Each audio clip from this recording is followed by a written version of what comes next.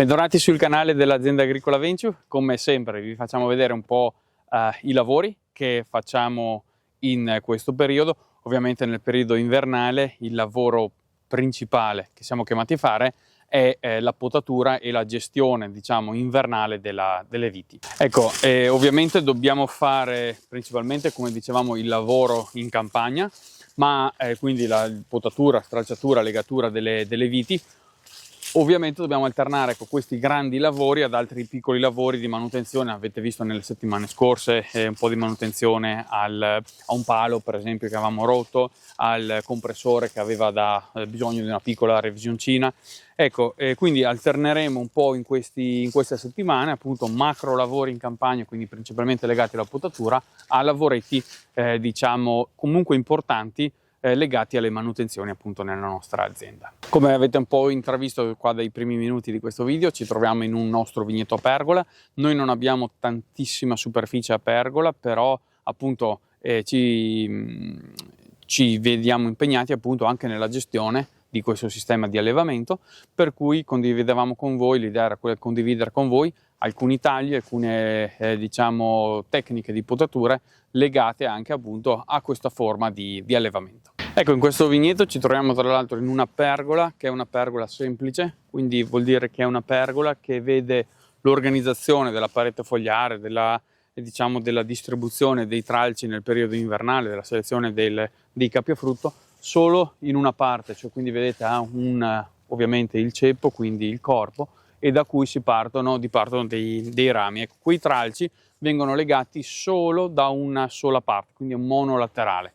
Abbiamo anche in azienda la gestione anche di alcuni ettari invece dove abbiamo una pergola doppia, quindi bilaterale, dove da ovviamente un ceppo unico dobbiamo andare a dividere, diciamo, la ramificazione sia da una parte che dall'altra. Ecco, ovviamente noi abbiamo quindi una pergola che non è simmetrica, possiamo dire, appunto da una parte abbiamo, come abbiamo visto, i capi a frutto che vengono distribuiti sui fil di ferro, dall'altra parte abbiamo una parete quasi dritta e che anche e soprattutto nel periodo estivo va gestita bene per creare areazione, altrimenti si possono sviluppare alcuni funghi, quindi alcune patologie per la vite. Diciamo che tecnicamente il lavoro che dobbiamo fare per per i fondamenti non cambia molto, perché anche in questo caso dovremo andare a selezionare dei capi a frutto, degli speroni, per cui indicativamente i lavori da un punto di vista tecnico-teorico, ecco, sono sempre quelli. Ovviamente nella pratica cambia un po' la situazione, se vogliamo anche solamente per come è organizzata la vite, nel senso che ha un ceppo che si sviluppa ovviamente verticalmente, ma a differenza del guyot non andremo a creare uno o due capi a frutto e fare una legatura, diciamo, perpendicolare al terreno, ma in questo caso è quasi parallela, è un po' obliqua, quindi un po' orientata in modo obliquo, però i tralci, come vedete, vengono sviluppati in questo modo, in modo tale da essere quasi paralleli al terreno, e quindi ci sono alcune piccole differenze da sapere, da adottare, in modo tale da gestire nella migliore dei modi. Ovviamente nel caso delle pergole tutti i lavori, o almeno nella nostra azienda, tutti i lavori sono svolti in modo super artigianale, in modo anche manuale soprattutto, ecco, quindi sicuramente non meccanizzate, perché effettivamente nel guyot, anche solo per esempio nella potatura, si potrebbe utilizzare come ausilio la prepotatrice per andare ad alleggerire un po' di lavori. In un caso così, una pergola in questa situazione ovviamente non possiamo utilizzarla, per esempio, ma soprattutto la grande gestione, i grandi lavori sono soprattutto nel periodo estivo, periodo primaverile estivo, e soprattutto in raccolta. In questo caso la raccolta è assolutamente manuale, ma anche la defogliatura, per esempio nel periodo estivo, la gestione appunto del verde, della chioma, e quindi ci sono una serie di lavori da fare manualmente per avere comunque un risultato di buona qualità. Ecco, quindi stamattina ci siamo diretti in questo appezzamento, in questo vigneto, e abbiamo iniziato a fare alcuni tagli, appunto una mezza giornata di potatura nelle pergole anziché nei guyot. Quindi ci siamo armati ovviamente delle nostre forbici, delle Infaco, le abbiamo ingrassate, limate, in modo tale che adesso iniziamo a farvi vedere alcuni tagli nelle nostre pergole. Ecco, anche in questo caso vi faremo vedere come gestiamo un po' le nostre pergole, un po' come facevamo nei tagli del guyot, cioè comunque con degli speroni, dei capi a frutto,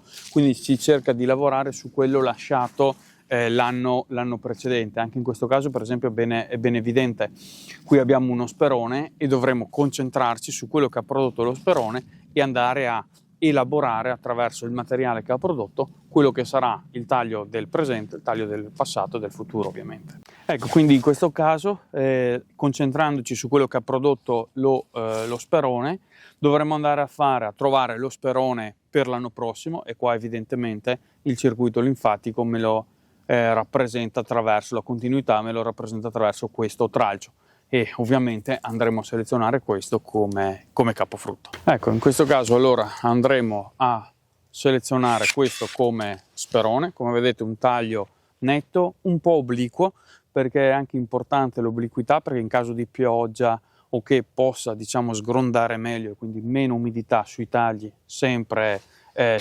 positiva. Andiamo a rifilare il secco e andiamo a tenere questo come capofrutto, che poi verrà pulito, tagliato a misura e ovviamente legato. Ed eliminiamo il legno del passato, quindi in questo caso il taglio cosiddetto del passato. Come vedete, eliminiamo quello che ha già prodotto. Da questo lato lo sperone ha prodotto sicuramente questa gemma che ha dato origine a questo tralcio ben lignificato e molto robusto e veramente interessante. Dall'altra parte questa gemma è stata rotta dalla grandine e quindi in questo caso dovremo gestire in modo differente questa porzione laterale della vite. Allora, in questo caso utilizziamo questo come sperone, che sarebbe stato comunque la scelta corretta, perché appunto abbiamo diciamo continuità linfatica, quindi in questo caso andiamo a mozzarlo in questo modo, e qui avremo lo sperone per il prossimo anno. Possiamo andare a ridurre questa porzione di legno e siamo a posto.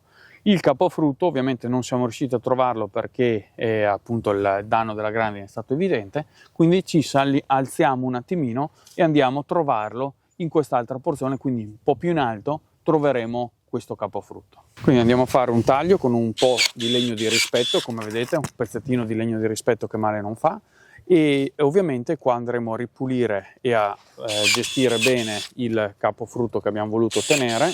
Quindi andiamo a pulirlo, come in questo caso, dalla femminella, in modo tale che poi verrà legato. Ovviamente questo è un po' un ripiego, avremmo preferito lavorare più in basso.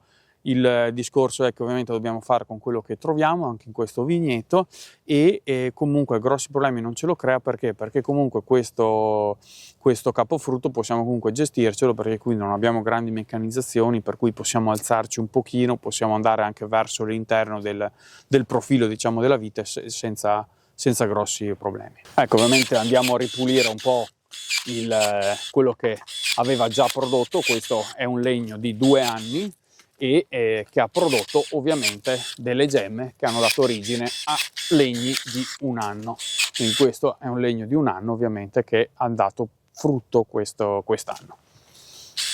E noi abbiamo creato lo spazio per poi andare a legare appunto il nostro tralcio. Ecco, ovviamente qua vi facciamo vedere un po' di pulizia anche del tralcio. Andiamo a ripulire le femminelle che hanno prodotto e andiamo ad accorciarlo leggermente, e questo tralcio, diciamo, indicativamente il papà potrebbe venire a legarlo, vedete, in questo modo. La lunghezza è perfetta, una legatura qua e al massimo una legatura qua. Questo tralcio è messo nelle condizioni di produrre. Ecco, vedete, in questo caso anche la lunghezza era corretta.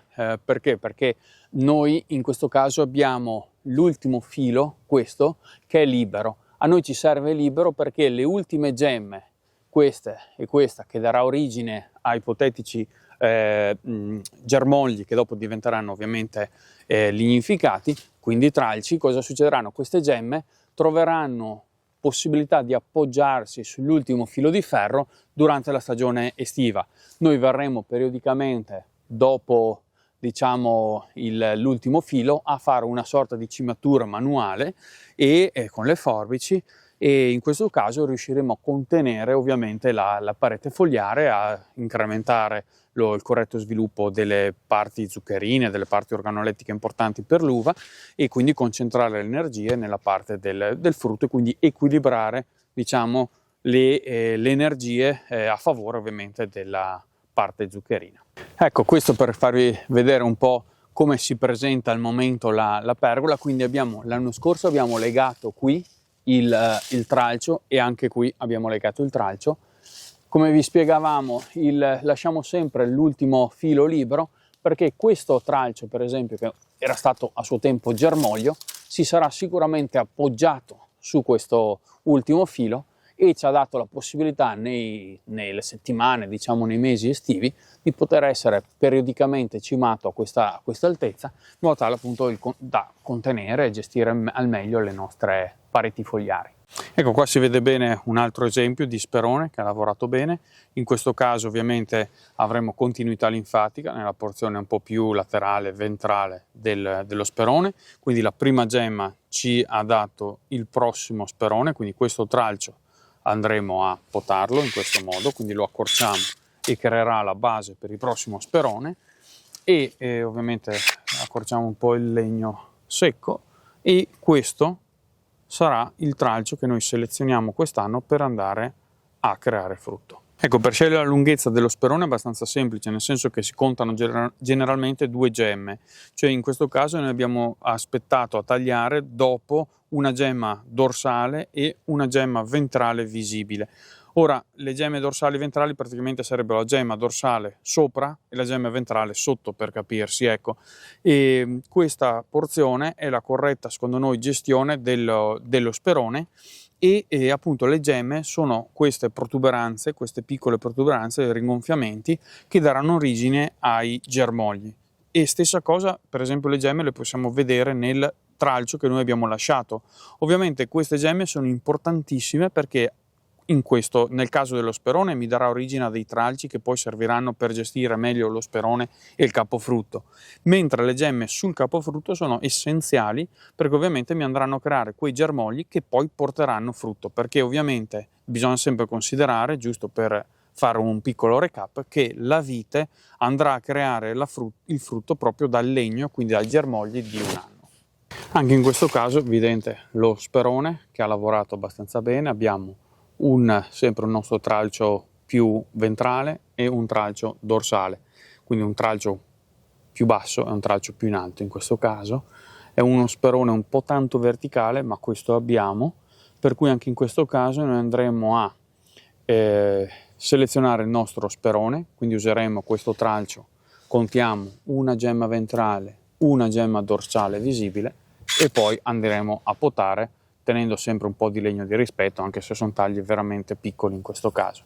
E ovviamente andremo a tenere buono questo come capofrutto. Ecco, ovviamente bisogna conoscere un po' il vigneto anche per decidere quanti capi a frutto tenere, perché ovviamente in base alla vigoria, in base alla varietà, in base a eventuali concimazioni che si hanno fatto o che si vorranno fare, in base a 1000, diciamo, aspetti si può decidere quanti capi a frutto ottenere. Diciamo, in genere qua nelle pergole sicuramente un paio di capi a frutto li teniamo, a volte anche il terzo, per andare ad equilibrare bene la vite. Ecco, un'altra cosa, appunto, ovviamente, come vedete, una volta selezionato il capofrutto e eventualmente lo sperone, si procede a ripulire completamente tutta la pianta in modo tale poi da tenere solamente quello che si è selezionato, quindi il capofrutto e gli speroni. Ovviamente cambia un po' anche la posizione del potatore, perché come vedete dobbiamo lavorare con una parete distribuita e organizzata in maniera differente rispetto alla disposizione del guyot, insomma, quindi cambiano un po' appunto le posizioni e i movimenti da compiere. Però di fatto, come dicevamo all'inizio video, i macro lavori o comunque i lavori diciamo che si vanno a fare sono sempre quelli, cioè la selezione di quello che si vuole tenere per il futuro, la selezione di quello che è la potatura di quella parte di vite che ha già prodotto e la pulizia del tralcio in modo tale che poi venga messo appunto nelle condizioni di produrre. Ecco, poi un'altra cosa importante all'interno di un vigneto abbastanza datato come questo, appunto delle pergole, la gestione delle rimesse, quindi delle viti un po' più giovani, perché ovviamente all'interno di questo vigneto abbiamo fatto alcune rimesse, quindi abbiamo fatto dei rimpiazzi per andare a un po' contenere eventuali appunto fallanze, ecco, che c'erano. In questo caso quindi ci troviamo di fronte a una vite sicuramente giovane, esile e che ha bisogno di attenzione e cure perché non venga troppo stressata da eventuali diciamo accrescimenti troppo veloci, ma allo stesso tempo che non venga neanche sommersa dalla vigoria delle piante circostanti. Ecco, anche in questo caso comunque la gestiamo come una vite, diciamo, adulta, tra virgolette, cioè andremo a selezionare un paio di speroni che ci serviranno eventualmente appunto per il futuro, e poi terremo la parte più alta, la porzione un po' più alta, come capofrutto. Ovviamente in questo caso non ci interessa la produzione di per sé di uva per l'anno prossimo di questa pianta, ma andremo a tenere un capofrutto un po' più corto, appena appena da arrivare al filo di ferro, in modo tale da non andare ad allungarla in un solo anno troppo velocemente, altrimenti potrebbe risentirne ovviamente da un punto di vista dell'energia di questa pianta. Ecco, in questo caso abbiamo cercato anche una gestione corretta del verde quest'estate, perché ovviamente abbiamo cercato di creare le condizioni affinché noi quest'inverno potessimo venire e trovare, diciamo, del materiale solo una porzione apicale, proprio perché in questo caso volevamo che la vite concentrasse le sue energie in questa zona, appunto, evitando di disperderle nelle zone un po' più alla base. Quindi noi siamo passati a ovviamente spolonare manualmente questo tronchetto, quindi questo piccolo, diciamo, fusto, proprio per consentire alla vite di esprimere al meglio l'energia nella porzione apicale. Ecco, quindi procediamo alla selezione dei nostri due speroni. Quindi anche qui vediamo una gemma ventrale visibile, una gemma dorsale visibile, un po' di legno di rispetto che male non fa, e lo sperone da questo lato ci siamo. L'uscita dall'altro lato facciamo la stessa cosa, qui c'è sicuramente una gemma, abbiamo una gemma dorsale e andiamo a speronare, e quindi le nostre due uscite le abbiamo trovate. Ovviamente ora ci concentriamo sul capofrutto, che è quello che appunto ci interessa per la produzione. Già non è un tralcio estremamente vigoroso, preferisco tagliarlo a questa altezza in modo tale da lasciare 1, 2, 3, 4, 5, 6, 7, 8 gemme, e sono più che sufficienti per questa vite. Ecco, allora ci ha fatto piacere condividere con voi un po' alcuni tagli, alcune situazioni, alcune diciamo appunto alcuni problemini che dobbiamo sempre tenere presente quando ci approcciamo a diversi sistemi di allevamento. Ecco, ci farebbe piacere magari se nei commenti ci scrivete un po' qual è il sistema più diffuso dalle vostre parti o comunque nella vostra azienda, quello con cui vi trovate meglio, magari come rapporto diciamo anche qualitativo delle uve, e con quello che magari a volte avete qualche problema in più. Comunque insomma, ecco, ci scrivete, ci farebbe piacere. Vi lasciamo come sempre magari qualche scheda qui in fondo, se vi siete persi qualche video potete andare a recuperarvelo, e ci vediamo al prossimo venerdì con una nuova puntata.